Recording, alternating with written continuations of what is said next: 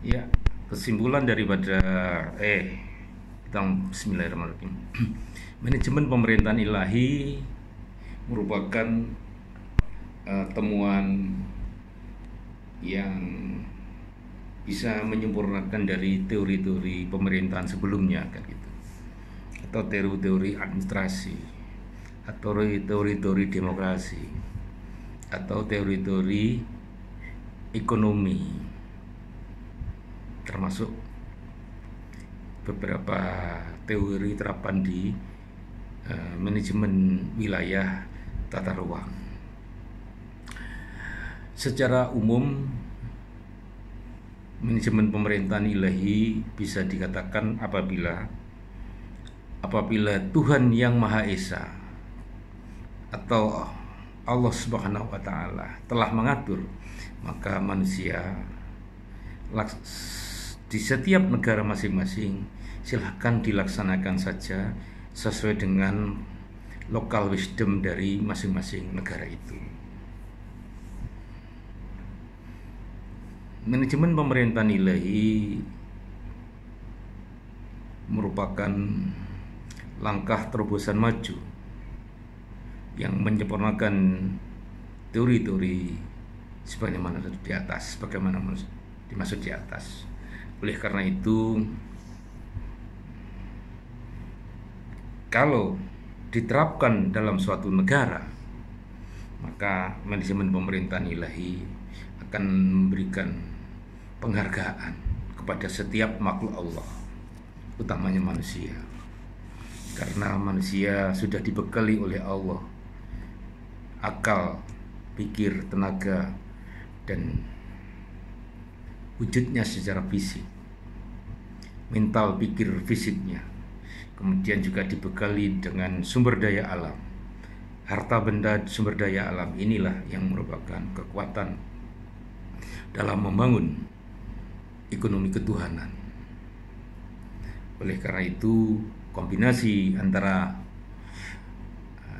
sumber daya manusia dan sumber daya alam ini dapat dipergunakan untuk percepatan kesejahteraan manusia di seluruh dunia. Mungkin dari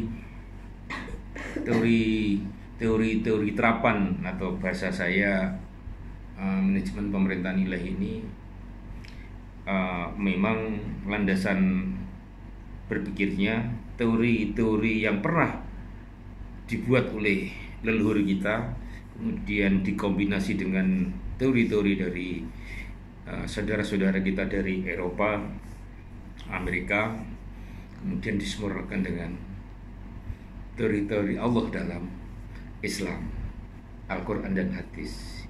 Cuman jujur kita belum sampai mengkaji secara menyeluruh Al-Quran dan Hadis itu secara menyeluruh. Yang saya pakai untuk membangun ekonomi ketuhanan yang Maha Esa adalah Surat Hud ayat 6, yang artinya setiap makhluk yang merayap atau bergerak di bumi ini sudah dibarengi rezekinya dari Allah. Kombinasi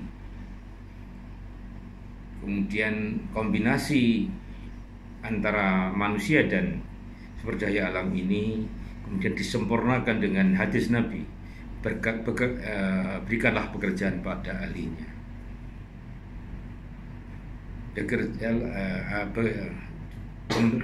Pemberian pekerjaan kepada ahli-ahlinya inilah yang kemudian sama saudara-saudara kita di Eropa dibikin namanya drag please. Kalau yang mengerjakan bukan ahlinya, tunggulah kehancurannya. Hadis nabinya semacam itu. Kemudian disempurnakan lagi dengan pendapatan. Disempurnakan lagi dengan teori demokrasi, pemerintahan dari rakyat, oleh rakyat, untuk rakyat. Kita artikan rakyat pemilik negara berarti rakyat pemilik saham negara.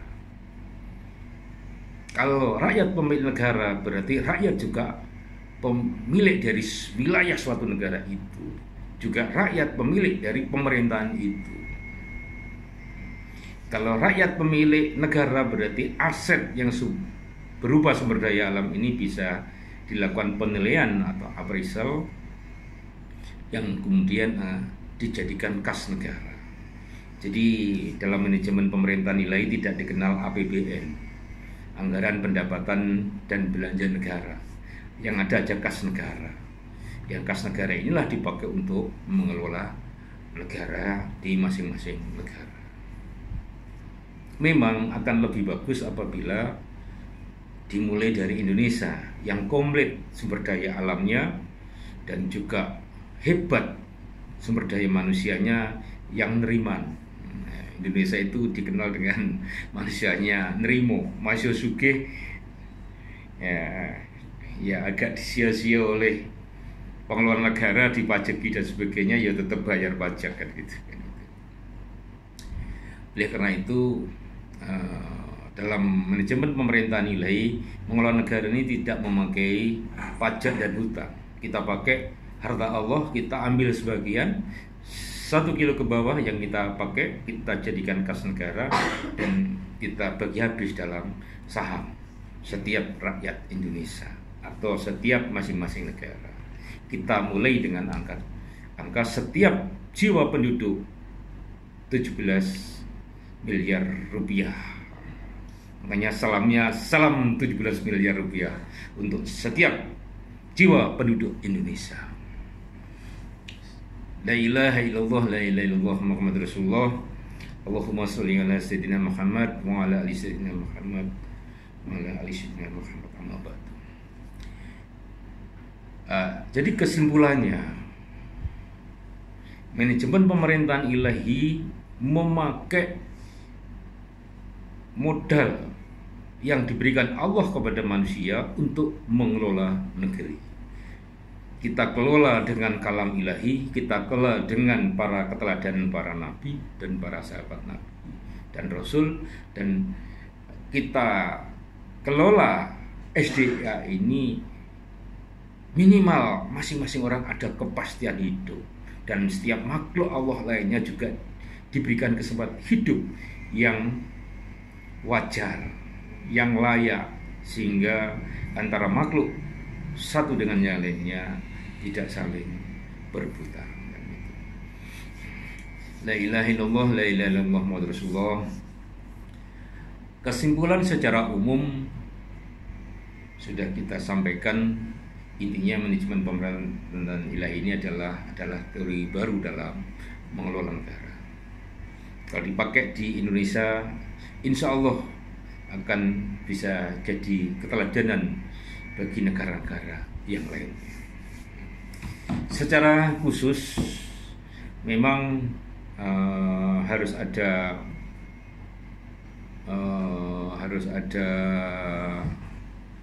riset yang harus ditindaklanjuti.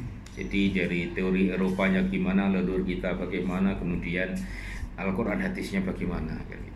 Kemudian misalnya contohnya yang pertama di bidang ekonomi, kita temukan namanya ekonomi ketuhanan yang Maha Esa. Modal dari Allah dipakai sebagai sumber penggerak ekonomi, baik berupa kas negara yang jadi saham tadi, maupun teori-teori Allah dalam kalamnya di Al-Quran dan hadis Nabi, serta keteladanan para sahabat Nabi. Jadi misalkan kalau kita ngomong manajemen pemerintahan nilai, ada kalau setiap penduduk itu dipastikan investasinya, dipastikan pendidikannya, kesehatannya, dan dipastikan juga pekerjaannya, insya Allah orang tidak akan berebutan.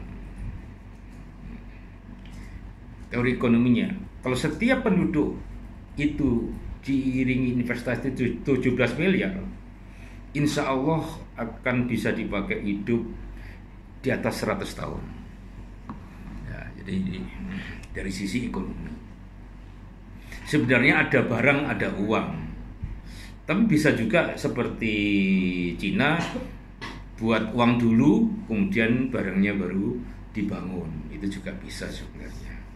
Jadi saran kami kepada para pengelola negara dan khususnya di Indonesia, mungkin Bapak Presiden yang baru nanti tolong pakailah manajemen pemerintahan ilahi dalam mengelola negara. Jangan dipajaki rakyatnya, jangan hutang lagi. Kita produksi semua barang dan jasa di Indonesia, kita beli dari kas negara yang merupakan saham dari masing-masing penduduk itu sendiri, sehingga saham tadi akan berputar terus dan akan hidup. Kemudian dari sisi hukum, praktek peradilan hukum yang dilakukan di Indonesia yang menggunakan KUHP, baik dalam pidana maupun perdata, ini kayaknya kurang tepat kalau dipakai di Indonesia. Makanya kita kombinasi hukum dilaksanakan seperti tempo dulu leluhur kita, peradilannya di alun-alun, cuman alun-alunnya kita geser di masing-masing RT, masing-masing RT di depannya tempat ibadahnya masing-masing penduduk itu.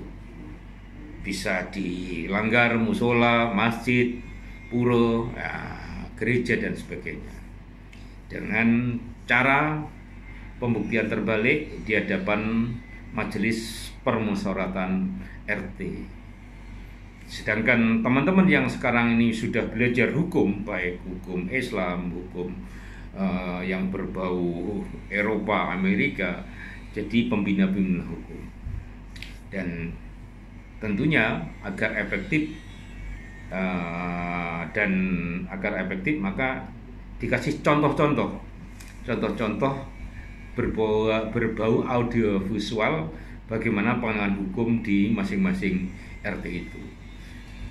Pidana gimana, perdata gimana, yang penting kita tidak mengarahkan orang itu akan berbuat jahat lagi. Mengutamakan penegakan hukumnya dengan cara kekeluargaan. Dalam arti keluarga masing-masing keluarga, juga keluarga masing-masing rukun tetangga, kan gitu. Hukumannya pun cukup dengan cara-cara lama, dikasih kelinting ke kakinya, dikasih darat, dan agar malu, kan gitu kan itu. Kecuali yang membahayakan, kadang-kadang kita kasih hukum pendem atau hukum setengah dipendem, kan gitu kan itu. Apa pendem cukup sampai dengkulnya saja, atau pakai perutnya saja, atau sampai bahunya, kan gitu kan, tinggal kepala dan leher, kan gitu.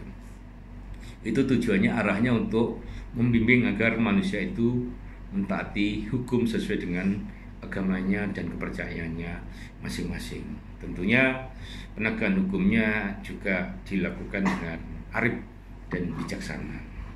Asas-asas dipakai dalam penegakan hukum adalah melalui dengan saringannya adalah butir sila-sila dan butir-butir Pancasila.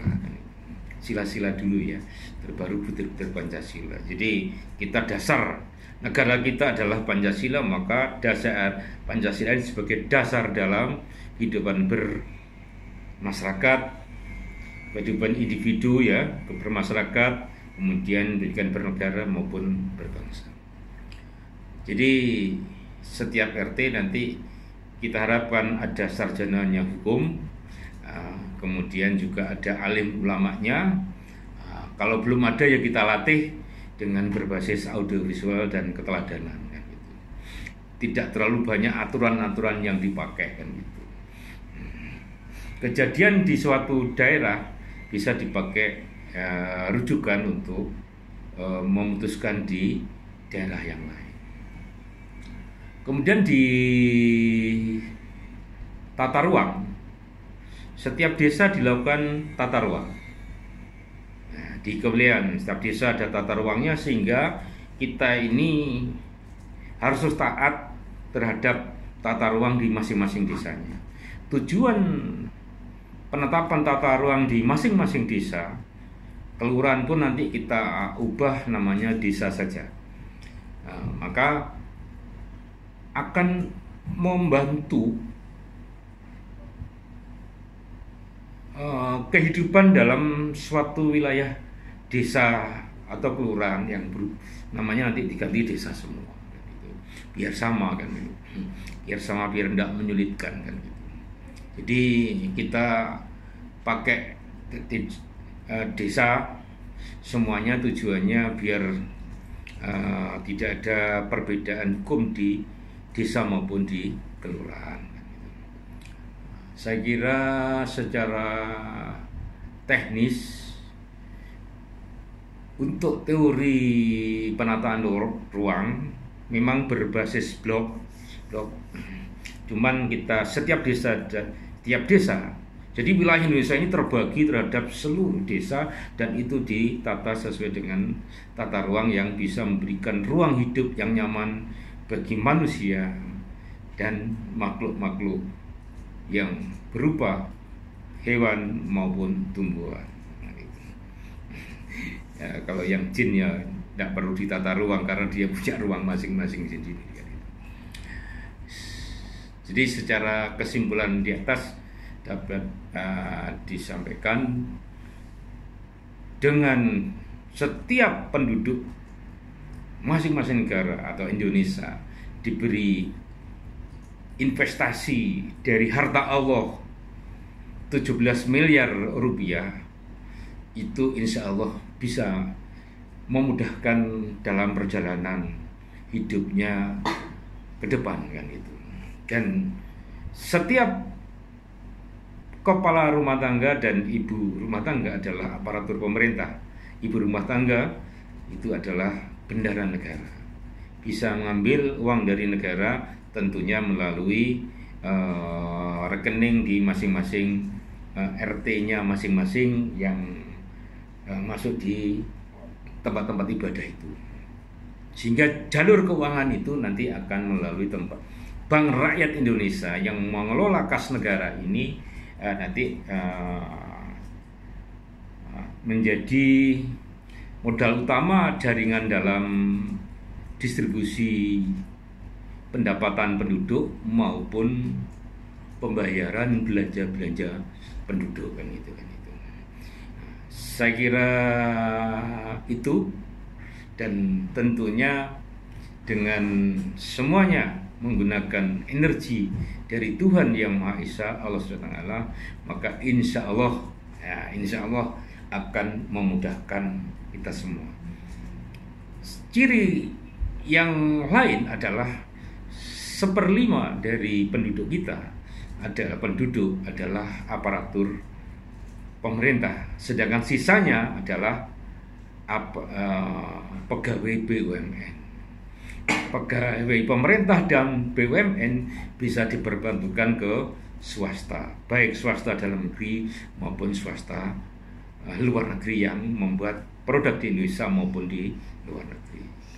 Saya kira itu, sehingga Indonesia akan menjadi negara pertama, menjadi surga dunia, karena kebutuhan apapun dari rakyatnya sudah ditangani secara bersama antara pemerintah, kemudian dengan rakyat, dan tentunya dengan lembaga-lembaga yang memproduksi barang dan jasa kebutuhan dari penduduk Indonesia, yang semuanya itu direncanakan dengan cermat ya, dan kemudian diorganisasi dengan baik. Setiap 5 penduduk 1 pemimpin di sektornya masing-masing, selain kombinasi dengan keluarga kan gitu. Jadi setiap 5 orang 1 pemimpin, setiap 5 orang 1 pemimpin, dikatanya gitu. Saya kira itu, mungkin lain-lain ya silahkan kamu simpulkan tambahannya.